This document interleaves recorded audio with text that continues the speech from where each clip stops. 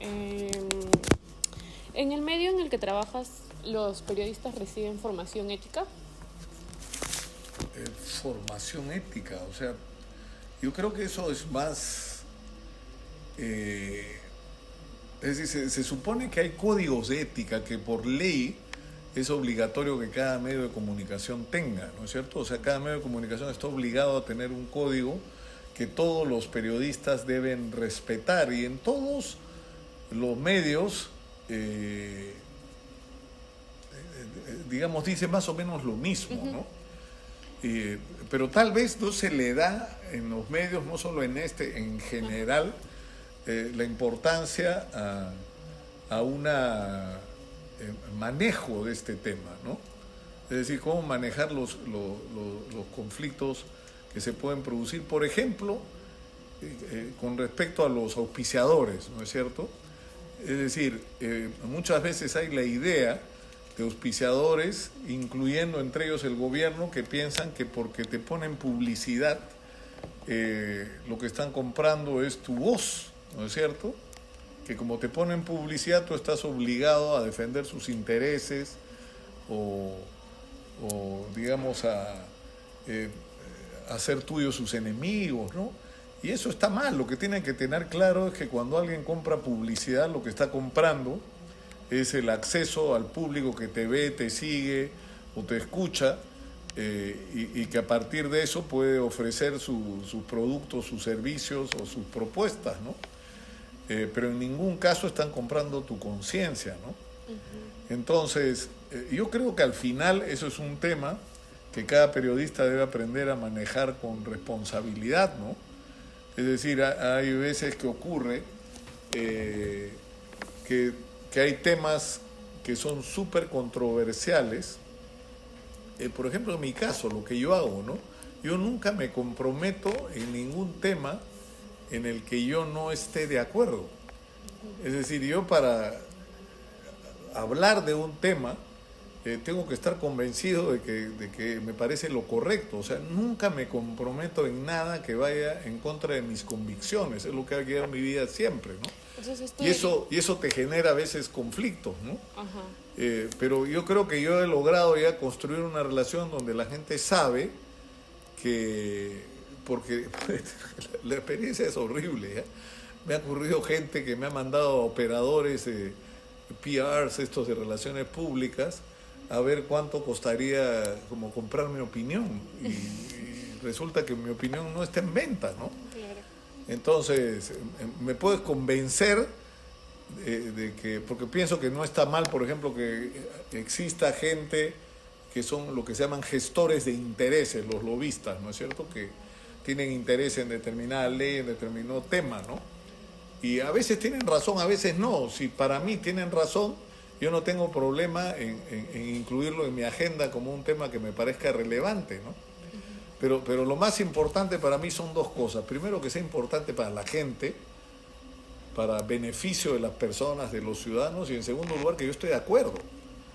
Entonces, a partir de eso ya trazas como parámetros donde no es posible, o sea, ¿me entiendes? Donde no hay dilemas éticos. Como tú, ¿no?, solito vas creando tus propios claro, límites de tu actividad profesional. Claro, como dice la canción de Joaquín Sabina, esta boca es mía. O sea, yo solo digo aquello de lo que estoy convencido que es lo correcto, ¿no? Y me puedo equivocar de repente, ¿no? Pero finalmente me equivoco porque fue mi error de apreciación, pero, o sea, nunca me voy a comprometer con una causa, con lo que fuera, con lo que yo no esté de acuerdo. Entonces, a veces ocurre porque hay muchos conflictos donde hay evidentemente intereses, ¿no? Muchas situaciones donde hay intereses, ¿no? Entonces, a mí eso me preocupa poco, ¿me entiendes? O sea, lo que me preocupa es si es correcto para la vida de la gente y si yo estoy de acuerdo que ese camino es el que hay que seguir. Entonces, es más, a mí me ocurre que yo genero a veces temáticas, o sea, yo genero controversias que no es que, a partir de lo que yo digo o lo que yo creo que hay que hacer, ¿no? Entonces, me pasan cosas increíbles. Viene gente que es víctima de alguna injusticia, yo denuncio la injusticia porque me parece pues, que es una barbaridad lo que está pasando, ¿no? En un país donde no funcionan las instituciones, donde hay una burocracia, una falta de respeto al ciudadano y encima una corrupción generalizada, y de repente yo me encuentro en la calle con alguien que viene en la puerta de la radio todos los días, con gente que viene con denuncia y le digo, ven mañana, y lo pongo al aire y sale, y me ha ocurrido más de una oportunidad de gente que me ha preguntado cuánto le debo, no me debes nada, o sea, te he puesto al aire porque me parece justo lo que está reclamando, pero eso me ha hecho pensar, y en algunos casos lo he preguntado, de que sí, pues esto ocurre. Hay gente que te cobra por salir por ponerte al aire, porque tú digas algo, o sea, y eso me parece tremendo. Por sacar a la luz una denuncia ciudadana. Claro. Ahora, hay también un tema que es bien complicado, que es el deterioro, o sea, yo creo que tal vez la excepción son las redes digitales, las plataformas, digamos, por internet de investigación periodística, que a veces pueden cometer el pecado del sesgo político, ¿no? Que están a veces muy influenciadas políticamente. Pero en general las denuncias que salen en los grandes medios en los últimos años es porque una fuente interesada alcanzó la información. O sea, no porque haya sido producto de un periodista que descubre algo y va jalando la pita y llega a descubrir una red, sino que alguien le puso un sobre en la mesa con la información, un file con los documentos. Entonces, y ahí hay un juego de intereses. Resulta que quien puso eso en la mesa es alguien que tiene interés en que se dañe la imagen de un tercero. Y lo que ocurre, lamentablemente, muchas veces es que tienen razón. Es decir, que la denuncia es verdadera, es cierta, pero no hay que perder de vista, y por eso hay que tomar distancia con ese tipo de denuncias, porque siempre hay alguien al otro lado que se está beneficiando con esa denuncia y que no necesariamente es santo, por más cierta que sea la información que está dando. Pero y en esos casos también se da de que, por ejemplo, ¿no? Te ponen ese sobre y a veces le ponen precio a esa información, y tal vez ahí es donde hay entra gente un poco ese que juego paga por de eso, la ética. claro. Eso, el pagar por información es algo que a mí nunca me ha parecido. O sea, no. Y ha habido momentos en que ha habido gente que me ha venido a ofrecer información cuando yo dirigía programas periodísticos, y yo he dicho que no, pese a que, digamos, en un manejo presupuestal, sobre todo hace años, de los grandes programas periodísticos, sí podías disponer de un fondo para poder comprar ese tipo de información, ¿no? Pero nosotros no lo... Yo he sacrificado a veces primicias antes que pagar información, sobre todo si era un funcionario. Que ¿por qué te va a cobrar por información? Un policía que tiene una denuncia, ¿por qué le vas a pagar si está haciendo su chamba, ¿no? Debería ser su obligación el que esa información se conozca, ¿no? Y eso me ha hecho perder primicias, como dicen, sí, pero ¿me entiendes? No vale la pena, creo, porque estás aceitando además un sistema, porque así como te vende información a ti, ponte un funcionario, se la vende un delincuente o se la vende a cualquiera. Entonces terminas aceitando un sistema perverso que es con el que hay que terminar, ¿no? Entonces, ¿tú nos podrías comentar si conoces algún principio ético tal cual, o es más que tú te guías en base a tu experiencia profesional? Justo nos comentabas un poco de estos códigos que existen, ¿no? Claro, existen los códigos de ética, ¿no es cierto?, con respecto al ejercicio de la profesión, de qué es lo que está permitido y qué es lo que no está permitido, ¿no? Pero yo me guío más por mis propias convicciones, ¿no? Como te digo, yo siempre que voy a tomar una decisión sobre un tema a tratar, no es que pienso en el código, ¿no?, de la empresa o los códigos en general. Hay algunos muy buenos, Hay manuales, incluso uno que tenía la agencia EFE, que era como una Biblia para nosotros hace 40 años, ¿no? Pero yo me guío, como te digo, por estos dos principios, ¿no? Este tema realmente es de interés de la gente, ¿no? Este tema es importante en algún sentido para la vida de las personas, y en segundo lugar, yo estoy de acuerdo, o sea que estoy convencido de que esto es lo que... Y si es así, yo me compro el pleito. Y muchas veces he ido contra la corriente, muchas veces me he enfrentado a gente con poder, muchas veces he causado perjuicio. Mira lo que está pasando en este momento para que tengas una idea. Hay un sistema que se llama el Reinfo, que se creó hace más de 12 años para supuestamente formalizar a los mineros artesanales, a los pequeños mineros que no tenían titularidad sobre sus explotaciones, o porque no tenían la concesión o porque estaban actuando en concesiones de terceros.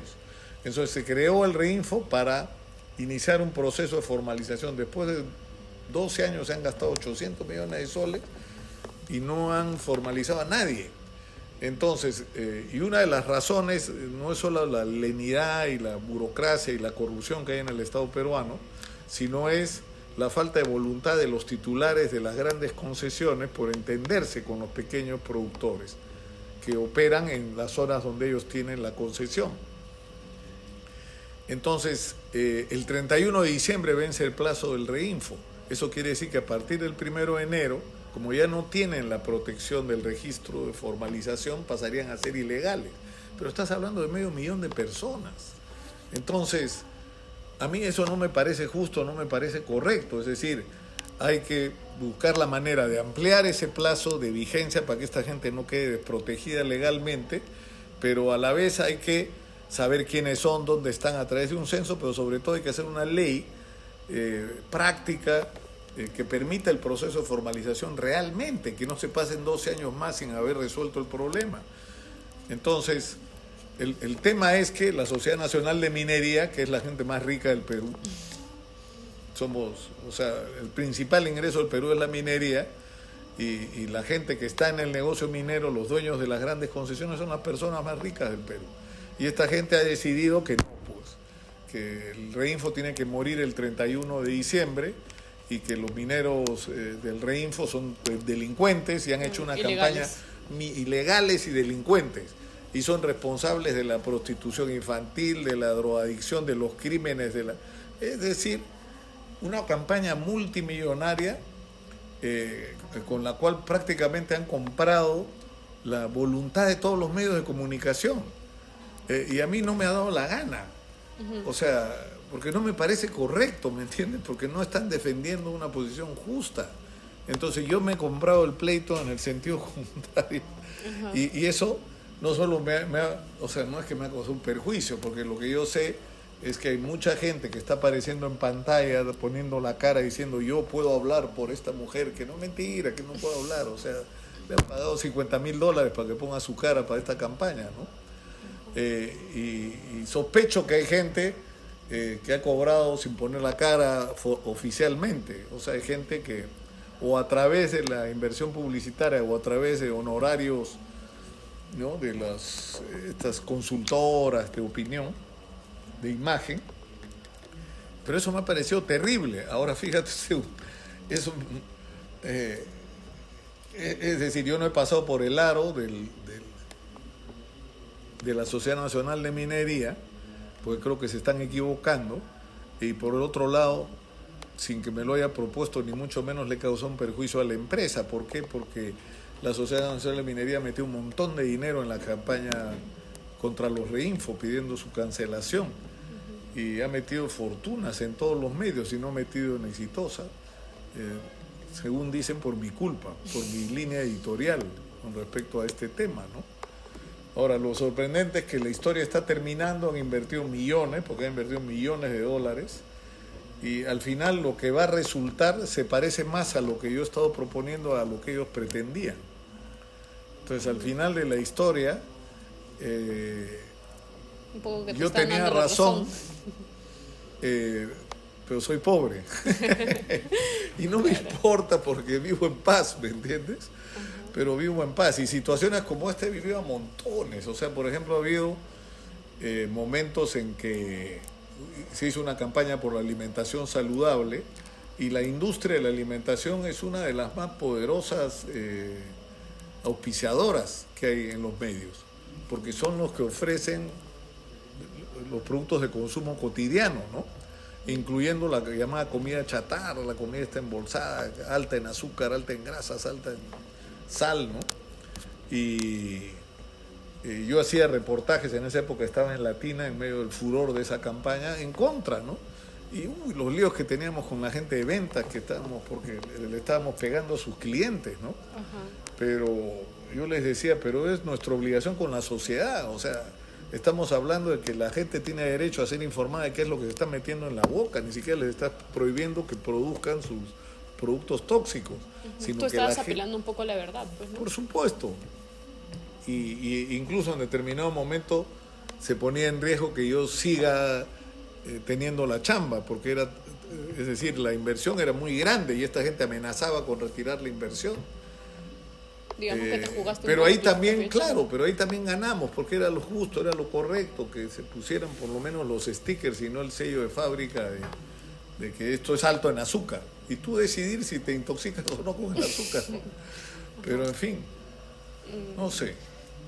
Eso es decir, yo creo que hay que lograr darle un mensaje a los auspiciadores, que si nosotros tenemos programas como el mío, que modestia aparte es potente, eso te crea un público muy amplio y ese público es un público al que tú le puedes vender productos, le puedes vender servicios.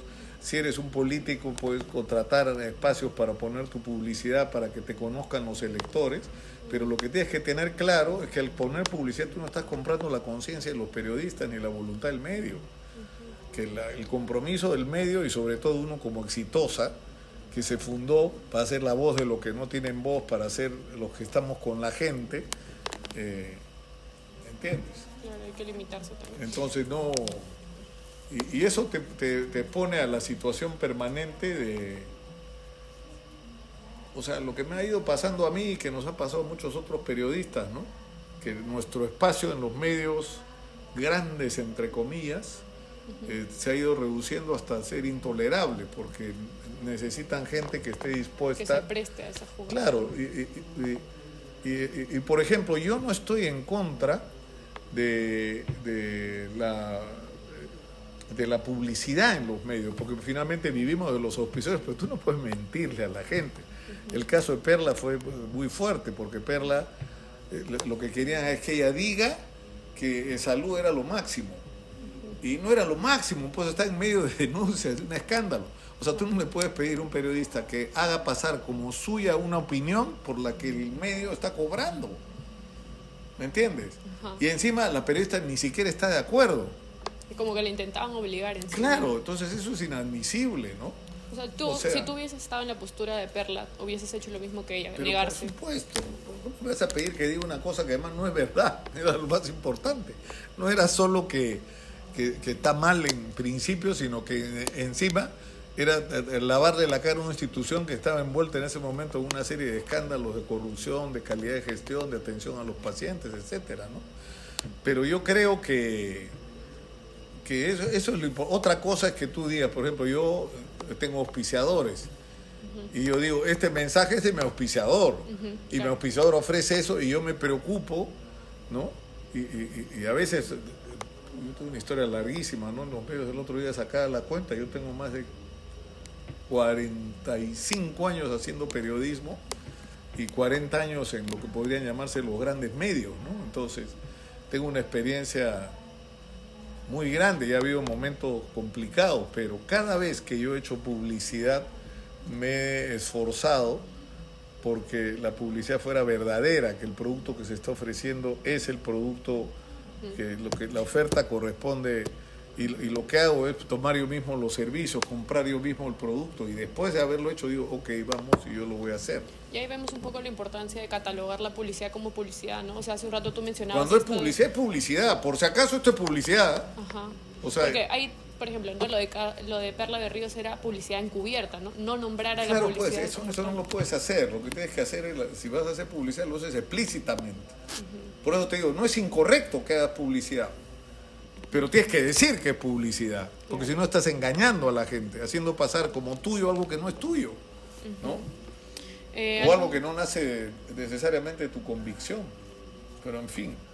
Y ya para ir cerrando un poco, ¿cuál sería el impacto de un medio si es que sí dice ya, voy a contratar o voy a aceptar esta publicidad, y un periodista sí dice ya, voy a hacer esta publicidad? ¿Qué sería el impacto para el medio, para el público? ¿Cómo impactaría esto en, no sé, la trayectoria, la reputación?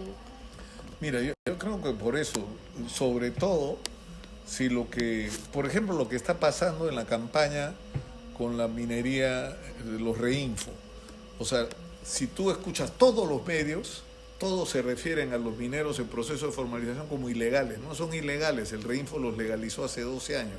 Delincuentes, no son delincuentes, son víctimas de los delincuentes. ¿Me entiendes? Y que hay delincuentes metidos como Reinfo, como en todos lados, porque son cerca de 90.000. Entonces tú empiezas a escuchar y están diciendo cosas que no son ciertas, cosas que son mentiras, y lo están diciendo porque les están pagando por eso. O sea, eso le está haciendo un gran daño a la credibilidad de los medios y de los periodistas como personas, porque no se han tomado el trabajo en averiguar, y la situación, me imagino, es difícil, porque tienes un cheque de $50,000 o un mínimo de conciencia y de respeto por ti mismo, agarras el cheque, entonces, y eso está pasando ahorita, lamentablemente. Y tú dirías que, por ejemplo, el público, esto que dicen la prensa mermelera, que la prensa es que engaña. Eso existe. Eso Hay ¿no? periodistas que hacen, que son como especie de sicarios de la información, ¿no? Que atacan o defienden a gente por dinero, y que eso tiene hasta tarifas. Es una cosa que yo me negué a creer durante mucho tiempo hasta que me presentaron las evidencias, ¿no? Y por eso hay gente que no entiende. O sea, por ejemplo, yo a veces me compro pleito el puerto de Chancay. Yo le he dado duro al puerto de Chancay durante años. Y yo nunca cobré un sol a nadie por el puerto de Chancay. Y navegué contra la corriente, porque me parece que es un hecho trascendental para no solo la economía, sino la vida nacional. O me compro pleitos sobre otras cosas, ¿no? Sobre montones de cosas. Y lo hago por pura y simple convicción, no porque nadie me pidió que lo hiciera, ni porque, ¿me entiendes? Y eso, no sé. O sea, para mí no. No cuadra. Ya.